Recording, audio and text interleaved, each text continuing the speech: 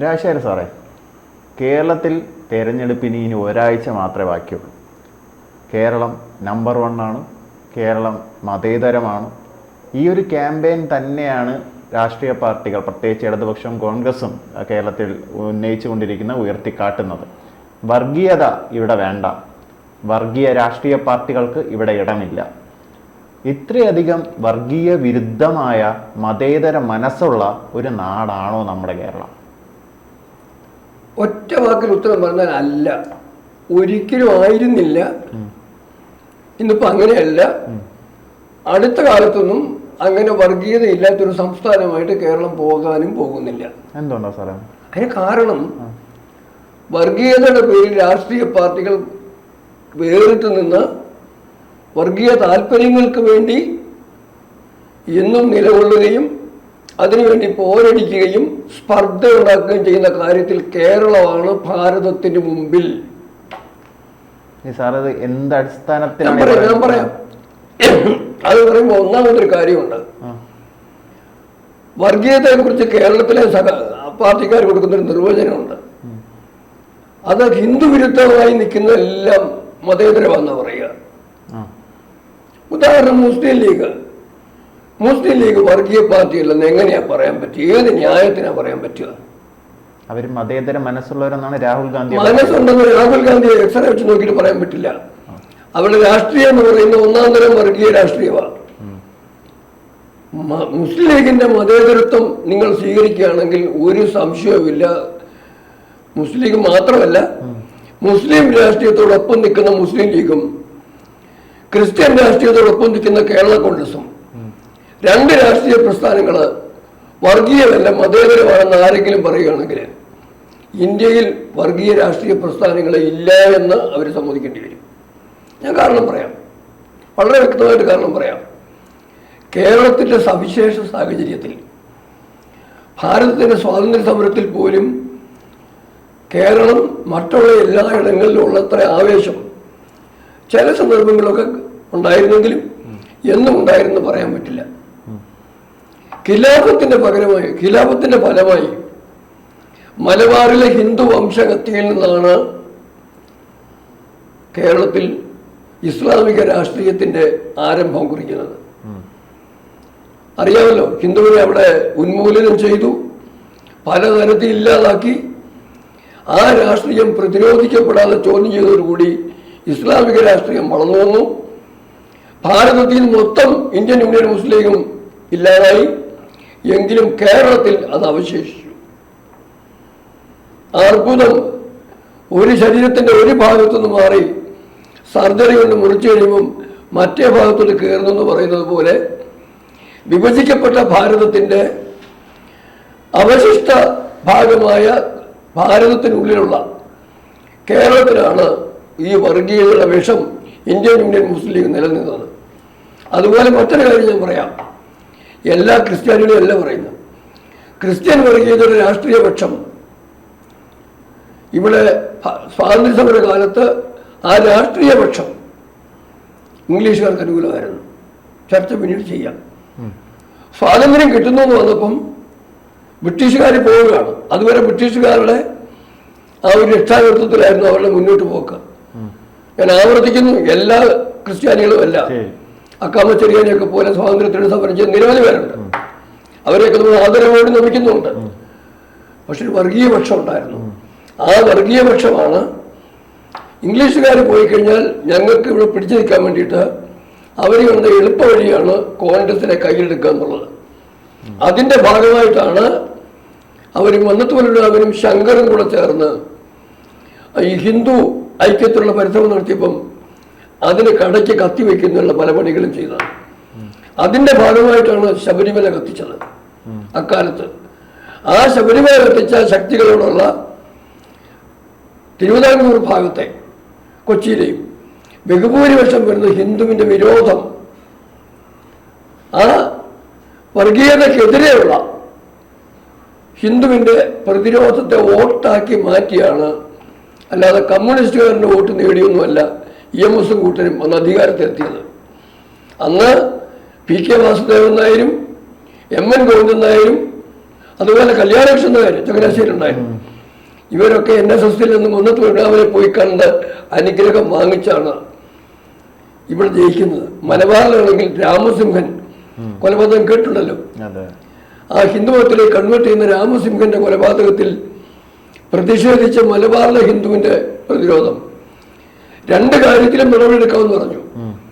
രാമസിംഹനെ കൊന്ന് പ്രതികളെ പിടിക്കാമെന്നും ശബരിമല തീ വെച്ച കേസിൽ കുറ്റവാളികളെ കണ്ടെത്തി ശിക്ഷിക്കാമെന്നും വിപുലമായി ഹൈന്ദവ ഭവനങ്ങളിൽ വാക്ക് കൊടുത്തിട്ടാണ് കമ്മ്യൂണിസ്റ്റ് പാർട്ടി 57 അധികാരത്തിൽ വന്നത്. പക്ഷെ ഇത് അവരോരും സമ്മതിക്കേണ്ട സത്യം യാഥാർത്ഥ്യമായ ചരിത്രമാണ്.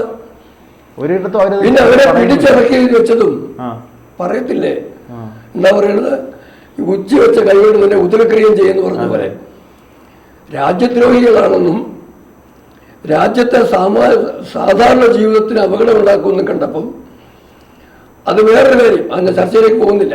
ഐശ്വര്യത്തെ കുറിച്ച് മുന്നത്ത് പത്മനാഭന്റെ നേതൃത്വത്തിൽ ശങ്കറും മറ്റ് കോൺഗ്രസും എല്ലാവരും കൂടെ തന്നെ വിമോചന സമരം വന്നു.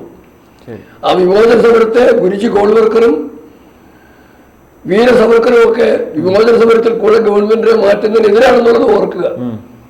തെരഞ്ഞെടുക്കപ്പെട്ട ഗവൺമെന്റിനെ അങ്ങനെ മാറ്റരുത് എന്നുള്ള അഭിപ്രായമായിരുന്നു അവർക്കുണ്ടായിരുന്നു. ഇനി അതിനുശേഷമാണ് വർഗീയ ധ്രുവീകരണം കൊണ്ട് തുടങ്ങുന്നത്. ആദ്യം മുസ്ലിം ലീഗും കോൺഗ്രസൂടെ ചേർന്നു. 67 വന്നപ്പം ശുദ്ധമായ വർഗീയത. മുസ്ലിം ലീഗിനെ കൂട്ടുപിടിച്ചിട്ട് നമ്പൂതിരിപ്പാട് ചുവന്ന കൊടിയും പച്ചക്കൊടിയും കൂട്ടിക്കെട്ടി. സപ്തകക്ഷി മുന്നണിയായിരുന്നു. മുസ്ലിം ലീഗിനെ കേരള ഭരണത്തിലേക്ക് ആദ്യം കൊണ്ടുവന്നത് ഏലംകുളത്ത് മനക്കൽ ശങ്കരൻ നമ്പൂതിരിപ്പാടാണ്. അത് കഴിഞ്ഞു കേരള കോൺഗ്രസിനെ ഒരു ഘട്ടത്തിൽ കൂടെ കൂട്ടി. കേരള കോൺഗ്രസ് വർഗീയ രാഷ്ട്രീയ പ്രസ്ഥാനമാണ്. ഇവിടെ ഒരു കാര്യം കൂടെ സൂചിപ്പിക്കാം. അന്ന് കോട്ടയം അടിസ്ഥാനപ്പെടുത്തി പറയും മനോരമയിലൊക്കെ ഒരു പ്രധാന പങ്ക് ഈ രാഷ്ട്രീയ ധ്രുവീകരണത്തിന് മുകളിലുണ്ടായിരുന്നു. അന്ന് ആ പക്ഷം പറഞ്ഞത് പിള്ളേരൊന്ന് വളർന്നോട്ടെ, 18 കഴിഞ്ഞോട്ടെ, EMSനെ EM പൂശി EL പോലെ പറപ്പിക്കും എന്നായിരുന്നു കോൺഗ്രസ്സുകാരന്റെ മുദ്രാവാക്യം. അത് പ്രാവർത്തികമാക്കിയത് മനോരമ അങ്കണത്തിലാണ്. അവിടെ അഖില കേരള ബാലൻസിംഗ് ഒരു സ്ഥാപനം ഉണ്ടാക്കി. അവിടെ നിന്ന് യൂത്ത് കോൺഗ്രസിന്റെ KSUവിനും ആവശ്യമുള്ള കേഡറിനെ കൊടുത്തു. അങ്ങനെ വന്നാണ് ഉമ്മൻചാണ്ടിയും മറ്റുമൊക്കെ. കോൺഗ്രസിനകത്തെ ആന്റണി ഗ്രൂപ്പ് എന്ന് പറഞ്ഞു കഴിഞ്ഞാല് യഥാർത്ഥത്തിൽ പേരിന് തിരുവഞ്ചൂർ രാധാകൃഷ്ണനോ ഒരു വയലാർ രവിയോ സുധീരനോ ഒക്കെ ഉണ്ടായിരുന്നെങ്കിൽ പോലും അടിസ്ഥാനപരമായിട്ട് അത് ക്രിസ്ത്യൻ രാഷ്ട്രീയ പക്ഷമായിരുന്നു. അപ്പൊ കേരളത്തിലെ ക്രിസ്ത്യൻ രാഷ്ട്രീയ പക്ഷം എന്ന് പറയുന്നത് കേരള കോൺഗ്രസും കോൺഗ്രസിലെ ആന്റണി പക്ഷവും. മുസ്ലിം രാഷ്ട്രീയം എന്ന് പറയുന്നത് ഒറിജിനലി ഇന്ത്യൻ യൂണിയൻ മുസ്ലിം ലീഗും പിന്നെ INL-ഉമൊക്കെ വന്നവര്. ഇപ്പം BDP-യും വെൽഫെയർ പാർട്ടിയല്ല. കാലാകാലമായിട്ട് ഇവർ തുടർന്നു പോരുന്നത് ഈ 2 രാഷ്ട്രീയമാണ്. നിലയ്ക്കൽ പ്രശ്നത്തിന് ശേഷം മാത്രം അന്ന് ഹിന്ദു സംഘടിച്ചു, ഹിന്ദു വിജയിച്ചു. അന്ന് BJPക്ക് ഒന്നും ഇവിടെ രാഷ്ട്രീയമായി വിജയിക്കുന്നതിനുള്ള സാധ്യത ഇല്ലാത്തത് കൊണ്ട് ആ അവസരം മുതലെടുക്കാൻ വേണ്ടി ഞങ്ങളാണ് മതേതരെന്ന് പറഞ്ഞിട്ട് EMS കൂട്ടരും കൂടെയുള്ള മുസ്ലിങ്ങളെയും കൂടെയുള്ള ക്രിസ്ത്യാനികളുടെയും നിങ്ങൾ പള്ളിയെ തള്ളി പറഞ്ഞിട്ട് വന്നെങ്കിൽ ഞങ്ങൾ കൂടെ കൂട്ടുമെന്ന് പറഞ്ഞു വിട്ടു. മതേതര പേരെടുത്തു. ആ ഒരു സന്ദർഭത്തിലാണ് മതേതരത്വത്തിന്റെ ഹിന്ദുവിന്റെ പ്രതിരോധത്തിന്റെ 57 പോലെ വീണ്ടും 87 വോട്ട് വാങ്ങിച്ചു. നിലയ്ക്കൽ ശേഷമുള്ള ഇലക്ഷൻ. ഇതാണ് ചരിത്രം. ആ ചരിത്രമാണ് ഇന്നും തുടരുന്നത്. ആലോചിച്ച് നോക്കി, മദനിയെ രക്ഷിക്കാൻ വേണ്ടി കോയമ്പത്തൂർ സ്ഫോടന കേസിലെ പ്രതി മദനിയെ രക്ഷിക്കാൻ വേണ്ടി ഒന്നിച്ചു നിന്ന് പ്രമേയം പാസാക്കിയത് കേരള അസംബ്ലിയിലല്ലേ. അവിടെ ഇടതുവർഗീയ മുന്നണിയും വലതുവർഗീയ മുന്നണിയും ഒന്നിച്ചു വന്നു. പിന്നെ ഇന്ന് വന്നിട്ട് പറയുന്ന കാര്യം എന്ന് പറഞ്ഞാൽ 2 കൂട്ടർക്കും ആവശ്യമുള്ളത് ഇന്നത്തെ അവരുടെ പൊതു ആവശ്യം എന്താ? ഈ 2 കൂട്ടരുടെയും പൊതു ആവശ്യം എന്താ? ഭരണത്തിൽ വരണം എന്നുള്ളതല്ല, ഹിന്ദുവിനെ അകറ്റിരുത്തണം, ഹിന്ദുവിനെ ഇല്ലായ്മ ചെയ്യണം. അത് രാമജന്മഭൂമി കേസിലാണെങ്കിലും ശബരിമല കാര്യത്തിലാണെങ്കിലും ഹിന്ദുവിനെതിരെയുള്ള രാഷ്ട്രീയമാണ് അവരെ യോജിപ്പിക്കുന്ന രാഷ്ട്രീയം. ഈ രാഷ്ട്രീയം ഭാരതം മൊത്തം തള്ളിയാലും കേരളത്തിൽ നിലനിൽക്കും. കാരണം കേരളത്തിലെ വോട്ടിന്റെ സംഖ്യ എന്ന് പറയുന്നതും നമ്മുടെ ഡെമോഗ്രാഫിക്, നമ്മുടെ ജനസംഖ്യാപരമായ വേർതിരിവെന്ന് പറയുന്നതും ഈ രാഷ്ട്രീയത്തിന് അനുകൂലമാണ്. അത് നിങ്ങൾ മനസ്സിലാക്കണം. സാറിപ്പോൾ പറഞ്ഞ ഇത്രയും വിശദമായി സാറ് പറഞ്ഞ കാര്യങ്ങൾ ഈ കേരള ചരിത്രവും കേരള രാഷ്ട്രീയ ചരിത്രവുമായിട്ടൊക്കെ ബന്ധപ്പെട്ട കാര്യങ്ങളാണ്. 1956 മുതലുള്ള തെരഞ്ഞെടുപ്പ് പ്രക്രിയകളിലൊക്കെ തന്നെ കേരള ജനത കണ്ടും വരുന്നുണ്ട്. പക്ഷെ എന്നിട്ടും ഇവർ ഇപ്പോൾ ഇരുന്നുകൊണ്ട് വർഗീയ രാഷ്ട്രീയത്തെ തള്ളിപ്പറയണം, വർഗീയത അടുപ്പിക്കില്ല എന്നൊക്കെ പറയുമ്പോൾ കേരളത്തിലെ ജനങ്ങൾ അത് ഞാൻ ആദ്യം പറഞ്ഞു, നിർവചനം ചെയ്യുന്ന അവർ പറയുന്ന വർഗീയത എന്ന് പറയുന്നത് ഈ പ്രതിരോധിക്കുന്നു നിങ്ങളുടെ വർഗീയത കൊണ്ട് പൊറുതി മൂട്ടിയിട്ട് നിവർത്തി കെട്ടിട്ട് ഞങ്ങളെ രക്ഷിക്കണമെന്നൊരു ഹിന്ദു ആവശ്യപ്പെടുന്ന വർഗീയത എന്ന് പറയുന്നത്. ആക്രമിക്കപ്പെട്ട ഹിന്ദു ശബ്ദം ഉയർത്തിയാൽ അതാണ് വർഗീയത എന്ന് അവർ പറയുന്നത്. പക്ഷെ അത് ജനങ്ങളും അത് വിശ്വസിക്കുന്നു, ഏത് ജനങ്ങള് അതുകൊണ്ടുള്ള ഇടതിനെ വലതിനെ മാറി മാറി അതൊരു കാര്യമുണ്ട്. അത് ഞാൻ പറഞ്ഞതെന്ന് പറഞ്ഞാൽ അതിനകത്തൊരു വലിയ വലിയ പ്രശ്നമുണ്ട്. ഈ ഹൈന്ദവ ജനതയിൽ ബഹുഭൂരിപക്ഷം അവര് ഇതിനെക്കുറിച്ച് കൃത്യമായി ബോധവാന്മാരല്ല, അത് ഞാൻ സമ്മതിക്കുന്നു. പക്ഷെ ഇൻക്രീസിംഗലി കാലക്രമേണ അവരായി വരുന്നുണ്ട്. അതിന്റെ തെളിവാണ് ഇപ്പൊ കാണുന്നത്. കേവലം 5% കൊല്ലത്തിടത്ത് ഈ വോട്ടിന്റെ വർധനയൊക്കെ കാണുന്നതിന്റെ കാര്യം എന്താ കാണുന്നത്? ഒരു ശബരിമല വന്നപ്പം പ്രതിരോധത്തിന് ശക്തി കണ്ടില്ലേ? നിലയ്ക്കൽ പ്രശ്നം വന്നപ്പം പ്രതിരോധത്തിന് ശക്തി കണ്ടില്ലേ? രാമജന്മഭൂമി വിഷയത്തില് കേരളത്തിലെ ഹിന്ദു സംഘടിച്ചത് കുറവായിരുന്നു. രാഷ്ട്രീയമായി സംഘടിക്കുന്നതിന് ഞാൻ സമ്മതിക്കുന്നു. അതിന് സമയം എടുക്കുമായിരിക്കും. പക്ഷെ അതിനർത്ഥം ഇവര് പറയുന്ന വർഗീയ ചേരിതിരിവ്, അതായത് ഹിന്ദു സ്വന്തം പ്രതിരോധത്തിന് വേണ്ടി മാറാട്, ഉദാഹരണം മാറാട് ആക്രമിക്കപ്പെട്ട ഹിന്ദുവാണ്, അവനാണ് വർഗീയവാദി, ആക്രമിച്ചവൻ വർഗീയവാദി അല്ല എന്ന് പറഞ്ഞു കഴിഞ്ഞാൽ അംഗീകരിക്കാൻ പറ്റുമോ? അവരോടൊപ്പം നിന്നല്ലേ ഇതില് കമ്മ്യൂണിസ്റ്റ് മാർക്സിസ്റ്റ് പാർട്ടിയുടെ കാർഡ് ഹോൾഡറായിട്ടുള്ള ഏതോ ഒരു കമ്മിറ്റിയിൽ അംഗമായിരുന്നു ഒരു വ്യക്തി, അദ്ദേഹത്തിന്റെ പേര് ഞാൻ പറഞ്ഞു, കൊല്ലംകാരൻ്റെ അഭിഭാഷകനാണ്.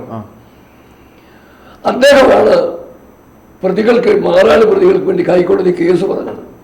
വക്കീലിനെ ചെയ്യാമെന്നൊക്കെ പറയാം, എങ്കിലും കമ്മ്യൂണിസ്റ്റുകാരും വക്കീൽ കമ്മ്യൂണിസ്റ്റ് വിരുദ്ധനായിട്ടൊന്നും അവർക്ക് വേണ്ടിയൊന്നും കേസ് പറയാൻ പോവില്ല. ഇന്ന് കണ്ടുവരുന്ന കാഴ്ച എന്താ? ആ വർഗീയതയുടെ പേരിൽ ലവ് ജിഹാദിനെ സപ്പോർട്ട് ചെയ്യുന്നു. ആ വർഗീയതയുടെ പേരിൽ ഇപ്പം അടുത്ത കാലത്ത് സിദ്ധാർത്ഥന്റെ കൊലപാതകത്തിൽ പോലും വർഗീയതയുടെ അംശമുണ്ട്. ചേർത്ത് നിൽക്കാൻ പറ്റാത്ത സാഹചര്യത്തിലേക്ക് കേരളത്തിലെ ഹിന്ദുവിനെ കൊണ്ടെത്തിച്ചിരിക്കുക. ഈ സാഹചര്യത്തിൽ മനസ്സിലാക്കേണ്ടത് വർഗീയത ഏറ്റവും കൂടുതൽ നിഴലിക്കുന്ന പ്രകടമാകുന്ന രാഷ്ട്രീയം കേരളത്തിലതാണ്. ഇവിടെ ഇത് മാറണമെന്നുണ്ടെങ്കിൽ ജനസംഖ്യാപരമായിട്ട് എപ്പോഴും കൺസോൾട്ടേഷൻ ഉണ്ട്. ഇപ്പം മാറുന്ന സാഹചര്യം വരുന്നുണ്ട്. ശരിക്കും ആ മാറുന്ന സാഹചര്യം വരുന്നത് പോലും ഈ രണ്ട് വിഭാഗങ്ങളിലും തമ്മിലുള്ള വർഗീയതയുടെ ഏറ്റക്കുറച്ചിലിന്റെ പേരിൽ ഇപ്പൊ ഇസ്ലാമിക തീവ്രവാദി വെറും വർഗീയവാദികളുണ്ട്, മതമൗലികവാദികളുണ്ട്, ഭീകരവാദികളുണ്ട്. ഈ തരത്തിലുള്ള വ്യത്യാസങ്ങളുണ്ട്. അത് മറ്റു ഭാഗങ്ങളിലുണ്ട്. അതിന്റെ പേരിലുണ്ടാകുന്ന ആന്തരിക സംഘർഷങ്ങൾ, അവരുടെ സംഘർഷങ്ങൾ. കുറച്ചുപേര് പോട്ടെ, സാരമില്ല, വോട്ട് ചെയ്യുന്നേ ഉള്ളൂ, വേറെ കുറച്ച് വോട്ട് ചെയ്താൽ പോരാ, പ്രണയം നടിച്ച ആളുകളെ വശത്താക്കി പെൺകുഞ്ഞുങ്ങളുടെ ജീവിതം ഇല്ലാതാക്കണം, ഇസ്ലാമിക് സ്റ്റേറ്റിലേക്ക് പറഞ്ഞു വിടണം. ഇതിനൊക്കെ തയ്യാറാവുന്ന ഒരു കൂട്ടര്, വേറൊരു കൂട്ടര് അതിന് തയ്യാറാവുന്നില്ലെങ്കിലും പിന്നിൽ നിന്ന് സപ്പോർട്ട് കൊടുക്കുന്നവര്, ഇങ്ങനെ വിവിധ ശ്രേണിയുള്ള ആളുകളുണ്ട്. അതിൽ കൂടുതൽ തീവ്രതയും ഭീകരതയുള്ളവരെ കമ്മ്യൂണിസ്റ്റുകാര്, മാർക്സിസ്റ്റുകൾ കയ്യിലെടുത്തിരിക്കുന്നു. മാർക്സിസ്റ്റുകാരുടെ പഴയ രീതി ഇത് തന്നെയാണ്. റഷ്യയിൽ പോലും അവർ അവലംബിച്ച രീതി എന്ന് പറയുന്നത് ഒന്നാം ലോക മഹായുദ്ധത്തിന് ശേഷം റഷ്യയ്ക്ക് സോവിയറ്റ് യൂണിയൻ രൂപപ്പെട്ടതിന് ശേഷം ആദ്യം അവർ ചെയ്തത് തന്നെ ഈ ഖിലാഫത്ത് എന്ന് പറയുന്ന മൂവ്മെന്റിനെ അവരാണ് വളർത്തിക്കൊണ്ടുവന്നത് അന്തർദേശീയ സാർവദേശീയ തലത്തിൽ.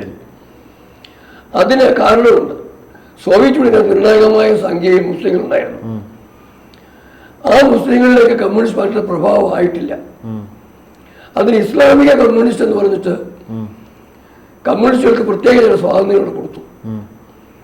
അതുപോലെ തന്നെ ഖിലാഫത്തിന് വേണ്ടി സഹായിക്കാൻ വേണ്ടി തുർക്കിയിലെ ഖലീഫായിട്ട് സഹായിക്കാൻ വേണ്ടി പദ്ധതി കിട്ടും. പക്ഷേ അടിസ്ഥാന സ്വഭാവം ചതിയന്മാരുടേതായതുകൊണ്ട് അന്ന് നമ്മുടെ എംഎൽഎയുടെ ജോലി എന്ന് പറയുന്നത് പാകിസ്ഥാന്റെ അഫ്ഗാനിസ്ഥാന്റെ ഒക്കെ ബോർഡറിൽ മുസ്ലിങ്ങളെ സംഘടിപ്പിക്കുകയായിരുന്നു. അങ്ങനെ സംഘടിപ്പിച്ച മുസ്ലിങ്ങളിൽ കൂടിയാണ് കമ്മ്യൂണിസ്റ്റ് പാർട്ടി ഇന്ത്യയിൽ ഉണ്ടാക്കിയത് പോലും. പക്ഷെ അവിടെ ട്വിസ്റ്റ് വന്നു. എന്താന്ന് പറഞ്ഞാൽ അന്ന് റഷ്യക്ക് കൃത്യമായൊരു സാമ്പത്തിക അടിത്തറ ആയിരുന്നിട്ടില്ല. അതുകൊണ്ട് അവർ ഇംഗ്ലണ്ടുമായിട്ട് രഹസ്യമായിട്ട് വേറെ ചർച്ചയുണ്ടായിരുന്നു. ഒരു വഴിക്ക് മുസ്ലിം സമൂഹത്തെ പ്രീണിപ്പിച്ച് പോരാട്ടത്തിൽ ഇറക്കുമ്പോൾ തന്നെ അവരുടെ എതിരെ നിൽക്കുന്ന ഹാജിയ സോഫിയ എന്ന മെയിൻ വിഷയമാണ്. ഖിലാഫത്ത് പുനഃസ്ഥാപിക്കാൻ വേണ്ടി ഇവരും എതിർത്തുകൊണ്ട് വരും. ആ സമയത്ത് ഇംഗ്ലണ്ടുമായിട്ട് ചർച്ച നടത്തിയിട്ട് ഒരു ആംഗ്ലോ റഷ്യൻ ട്രീറ്റി, വാണിജ്യ ഉടമ്പടി 1921 ഉണ്ടാക്കി. അതുണ്ടായി കഴിഞ്ഞപ്പോഴത്തേക്ക് റഷ്യക്ക് നേട്ടമായി റഷ്യ ഈ ഖിലാഫത്ത് പ്രസ്ഥാനത്തിന്റെ കാലുവാരി. അങ്ങനെ അതില്ലാതാവും. അപ്പൊ റഷ്യയുടെ നയം ഒന്നേ അങ്ങനെയായിരുന്നു. റഷ്യയുടെ തലവനായ സ്റ്റാലിൻ അന്ന് പറഞ്ഞതുപോലെ എന്താണെന്നറിയുമോ, ഓർത്തഡോക്സുകാരെയും മുസ്ലിങ്ങളെയും ഒരുപോലെ കൈകാര്യം ചെയ്യാൻ പറ്റില്ല, ഒരുപോലെ എതിർക്കുക അല്ല വേണ്ടെന്നാ പറഞ്ഞു. അത് ശരിക്കും പറഞ്ഞാൽ ഇൻഡയറക്ട്ലി രണ്ടു കൂട്ടരെയും നശിപ്പിക്കണം. പക്ഷെ ഓർത്തഡോക്സുകാരുടെ എടുക്കുന്ന നയമല്ല ഇസ്ലാമിനെ എടുക്കേണ്ടതെന്ന് മനസ്സിലായില്ലേ? അൾട്ടിമേറ്റ്ലി രണ്ടു കൂട്ടരെ നശിപ്പിക്കുക. അതായത് ഇതേ രൂപത്തിലാണ്, അതിന്റെ ഒരു ഭാഗമായിട്ടാണ് ഈ മലബാറിലെ ഖിലാഫത്ത് മൂവ്മെന്റിനെ ഇവർ പിന്തുണയ്ക്കുന്നതും ഹിന്ദുവിനെ കൂട്ടക്കൊല ചെയ്ത ആ മൂവ്മെന്റിനെ മറ്റു പല പേരിൽ ഇത് മലബാറുകളെ കുറിച്ച് പറയുമ്പോഴത്തേക്ക് അവർ എന്തൊക്കെ നുണകളാണ് പറഞ്ഞു വരുന്നത്. അത് പച്ചയായ ഹിന്ദു ഉന്മൂലനമായിരുന്നു. ആ വർഗീയ രാഷ്ട്രീയത്തിൽ, വർഗീയ ഭീകരതയ്ക്ക് ഇന്നും കൊടപിടിക്കുന്നവർ തന്നെയാണ് വർഗീയ രാഷ്ട്രീയത്തിനെതിരായിട്ട് ഇവിടെ പ്രസംഗിക്കുന്നതെന്ന് പറയുമ്പോൾ അവസാനം കണ്ട ഏറ്റവും മ്ലേച്ഛമായൊരു കാര്യം, വയനാട്ടില് രാഹുൽ ഗാന്ധി ഇത്ര ചെയ്തുള്ളൂ. ഇവിടെ മുസ്ലിം ലീഗിന്റെ കൊടിയും പിടിച്ചുകൊണ്ട് വോട്ട് ചോദിച്ച് നടന്നാല് വടക്കേ ഇന്ത്യ ചെല്ലുമ്പോഴത്തേക്ക് പാവത്തിന് ഉള്ളതോടെ പോകും. അതിന് വഴി എന്താ? ലീഗിന്റെ കൊടിയില്ലെങ്കിൽ ലീഗുകാർ വരത്തില്ല. അപ്പൊ നമുക്ക് ആരുടെയും കൊടി വേണ്ട. കോൺഗ്രസിന്റെ കൊടി ഉപയോഗിച്ചു, മറ്റവരുടെ കൊടി ഉപേക്ഷിച്ചു. അല്ല, ലീഗിന്റെ ആരുടെയും കൊടി വേണ്ട. ഈ ഇങ്ങനെ എന്താ പറയേണ്ടത്, അനാഥ പ്രേതം പോലെ ഒരു രാഷ്ട്രീയ പാർട്ടിയുടെ കൊടി വേണം, നയം വേണം. അനാഥ പ്രേതങ്ങൾ പോലെ ഇവരിങ്ങനെ നടന്നു വോട്ട് പിടിക്കുക. പക്ഷെ അവിടെ വൃന്ദാക്കാരറ്റ്, മാർക്സിസ്റ്റ് പാർട്ടിയുടെ പോളിറ്റ് ബ്യൂറോ അംഗം, പഴയ ജനറൽ സെക്രട്ടറി പ്രകാശ് കാരറ്റിന്റെ ഭാര്യ ഒരു ഉഗ്രം പ്രസംഗം നടത്തിയിട്ടുണ്ട്. കോൺഗ്രസ്സുകാരെ കണ്ടില്ലേ, അവർക്ക് പച്ചക്കൊടി പിടിക്കാനുള്ള ആർജവുമില്ല. കണ്ടില്ലേ, ഞങ്ങൾ പച്ചക്കൊടിയാ പിടിക്കുന്നു പറഞ്ഞിട്ട് അയ്യറിന്റെ കൊടി പിടിച്ചാ നിൽക്കുന്നത് വൃന്ദക്കാരറ്റ്. ചുവന്ന കൊടി വിട്ടു. ഇപ്പം പലയിടങ്ങളിലും എഴുതി വെക്കുന്നത് പോലും നിറം പോലും, ബാക്കിയുള്ള നിറമോ ഈ കൊടുക്കുന്ന നിറങ്ങളൊക്കെ പോലും കൊടുക്കുന്നത് പച്ചയോടെ താല്പര്യം. പച്ചയോട് നമുക്ക് വിരോധമൊന്നുമില്ല. പക്ഷെ പച്ച കൊടി പിടിക്കുമ്പോൾ ഒരു കാര്യം അവർ ഓർക്കണം, രണ്ടു കൂട്ടർ പറഞ്ഞു, ഒരു കൂട്ടരല്ല. അന്ന് ഈ മുത്തലാഖിന്റെ വിഷയവും, അല്ലെങ്കിൽ എനിക്ക് തോന്നുന്നത് അതിനു മുമ്പുള്ളായിരുന്ന ആ പേര് ഞാൻ മറന്നുപോയി, ആ മതനിയമങ്ങൾ ഇടപെടാൻ തുടങ്ങിയപ്പോഴേ 4 കെട്ടും 5 കെട്ടും EMSന്റെ ഓളം കെട്ടുന്നതിന് മുദ്രാവാക്യം വിളിച്ച് മലബാറിൽ നടന്ന കൂട്ടുണ്ടല്ലോ, ആ കാലഘട്ടം മറക്കാറായിട്ടില്ല. ആ പാവപ്പെട്ട മുസ്ലിം സ്ത്രീക്ക് വിവാഹം വേർപെട്ട ശേഷം അവർക്ക് കൊടുക്കേണ്ട ആ ജീവിതത്തിന് വേണ്ടിയുള്ള പണം അത് കൊടുക്കുന്നതിന് വേണ്ടി കോടതി പറഞ്ഞപ്പം ആ നിയമം മാറ്റിമറിക്കാൻ തയ്യാറായിട്ട് അത് കൊടുക്കണ്ടെന്നാക്കാൻ വേണ്ടി തയ്യാറായ രാജീവ് ഗാന്ധിയുടെ കാലം, അത് കോൺഗ്രസിന്റെ ഭരണം. അന്ന് ആ കാര്യം കോടതി വിധിയാണ് ശരിയെന്ന നിലപാടെടുത്തതിനാണ് EMSന് ഇങ്ങനെ പരസ്യമായിട്ട് പറഞ്ഞത്, EMSന്റെ വീട്ടിലുള്ളവരെയും വേണ്ടി വന്നാൽ കിട്ടുമെന്ന് പറഞ്ഞത്. ഇതെല്ലാം ആയെങ്കിലും ഇന്നും എന്തിനേറെ പറയുന്നു, ഇവിടെ കാണുന്ന ഓരോ രംഗങ്ങളിലും നമ്മൾ നോക്കുക. ഇപ്പം പാർട്ടിയുടെ DYFIയുടെ ഒക്കെ പല തലങ്ങളിലും ഇരിക്കുന്ന ആളുകളുടെ അതീശത്വം ആരുടെയാണ്? പൊന്നാനിയിലെ ഇപ്പോഴത്തെ സ്ഥാനാർത്ഥി എത്ര ദിവസമായി കമ്മ്യൂണിസ്റ്റ് പാർട്ടിയിലായിട്ട്? കമ്മ്യൂണിസ്റ്റ് പ്രസ്ഥാനത്തിന് ഇങ്ങനെ രീതിയുണ്ട്. ഇന്നലെ വന്നയാളിനെ കാർഡും കൊടുത്തിട്ട് കൊടിയും പിടിച്ച് കൊടുത്തു വിടുന്നത്. പാർട്ടി സ്വതന്ത്രം എന്നൊക്കെ നിർത്തി കേട്ടിട്ടുണ്ട്. ശരിക്കും പറഞ്ഞാൽ വർഗസമരം ഉപേക്ഷിച്ച് വർഗീയ പ്രയോജനത്തിന്റെ രാഷ്ട്രീയം സ്വീകരിച്ചിരിക്കുക കമ്മ്യൂണിസ്റ്റ് പാർട്ടി. കോൺഗ്രസ് ആണെ പറയുകയേ വേണ്ട. കോൺഗ്രസ് പണ്ട് തൊട്ട് തന്നെ ഇന്ത്യൻ യൂണിയൻ മുസ്ലിം ലീഗ് മൊത്തം UDF-ലാണ്, കോൺഗ്രസിനോടൊപ്പമാണ്. അവർ ചെയ്യുന്നതും പച്ചയായ വർഗീയതയുടെ രാഷ്ട്രീയവും. അപ്പൊ ഈ വലത് രാഷ്ട്രീയ പാർട്ടികൾ, ഒന്ന് ഇടത് വർഗീയ മുന്നണി, രണ്ടാമത്തത് വലത് വർഗീയ മുന്നണി. ഈ രണ്ട് വർഗീയ മുന്നണിയുടെ വേണം ദേശീയ പക്ഷത്തിന് ഇടം കണ്ടെത്താൻ. ഞാൻ അത് ആ ഒരു ചോദ്യം ചോദിച്ചുകൊണ്ട് തന്നെ നിർത്താം. അതായത് ഇപ്പോൾ സാറ് പറഞ്ഞ വളരെ വിശദമായിട്ടുള്ള ഈ വാദങ്ങളൊക്കെ അനുസരിച്ചുകൊണ്ട് ഇനി ഇപ്പോൾ നടക്കാനിരിക്കുന്ന പൊതു തെരഞ്ഞെടുപ്പിൽ വർഗീയത വേണ്ട, വർഗീയ പാർട്ടികൾക്ക് ഇവിടെ ഇടമില്ല എന്ന് പറയുന്ന ഇടതിനും വലതിനും ബദലായിട്ടുള്ളൊരു വിധിയെഴുത്തായിരിക്കുമോ കേരളത്തിൽ സംഭവിക്കാൻ പോകുന്നത്? ആ വിധിയെഴുത്ത് പൂർണ്ണമായും അങ്ങനെ വിധിയെഴുത്താണെന്ന് പറയാനുള്ള മൗഢ്യം എനിക്കില്ല. കാരണം യാഥാർത്ഥ്യം കാണണം. അതെ. പക്ഷേ എങ്കിലും over a period of time ഇന്നാട്ടിലെ യുവജനങ്ങളും ചെറുപ്പക്കാരും മനസ്സിലാക്കും, ഭാരതം മാറുകയാണ്. ഭാരതത്തിന്റെ വിശാലമായ താല്പര്യം സംരക്ഷിക്കാൻ വേണ്ടി നിലനിൽക്കുന്ന ദേശീയ പ്രസ്ഥാനങ്ങൾക്ക് വർഗീയതയോട് യാതൊരു താല്പര്യവുമില്ല. അതുകൊണ്ട് തന്നെ ഹിന്ദുവിരുദ്ധ വർഗീയതയും ദേശവിരുദ്ധ രാഷ്ട്രീയവും നക്സലുകൾ കാണിച്ചാലും, കണ്ടില്ലേ ഛത്തീസ്ഗഡിൽ നക്സലുകൾ കാണിച്ചാലും, ഇസ്ലാമിക ഭീകരവാദികൾ കാണിച്ചാലും, കമ്മ്യൂണിസ്റ്റ് പരിവാറും ഒത്തവന്ന് ചെയ്താലും, ചൈനയോട് സഖ്യം കൂടിയ രാഹുൽ ഗാന്ധി ചെയ്താലും, മണ്ണിശങ്കർ അയ്യയുടെ സഹായത്തോടെ പാകിസ്ഥാന്റെ പിന്തുണ നേടിയാലും, അങ്ങനെ ഇവർക്ക് പല വഴികളുണ്ടല്ലോ. അതെല്ലാം നേടിയാലും ഇവരെല്ലാം പരാജയപ്പെടുമെന്നും ഭാരതത്തിലെ ജനങ്ങൾ ഭാരതീയരായി ചിന്തിക്കാൻ തുടങ്ങുന്നു പറയുമ്പം കേരളം ഭാരതത്തിന്റെ അംശം തന്നെയാണ്, അംഗമാണ്, അവിഭാജ്യ ഘടകമാണ്. കേരളത്തിൽ കേരളമില്ലാത്ത ഭാരതം അപൂർണമാണെന്നും കേരളത്തിന് പുറത്തുള്ള ഭാരതം അപകടകരമാണെന്നുമാണ് കേരളത്തിലെ ഏറ്റവും വലിയ ദാർശനികനായ രാഷ്ട്രീയ ദർശകനുമായിരുന്ന പി പരമേശ്വർജി പറഞ്ഞത്. ആ ഒരു വാക്ക് ഓർത്താൽ മതി. ഇത് ജനം ഉൾക്കൊള്ളും. ഇത് ഉൾക്കൊണ്ട് കഴിയുമ്പം കേരളവും മാറും, ഒരു സംശയവും വേണ്ട.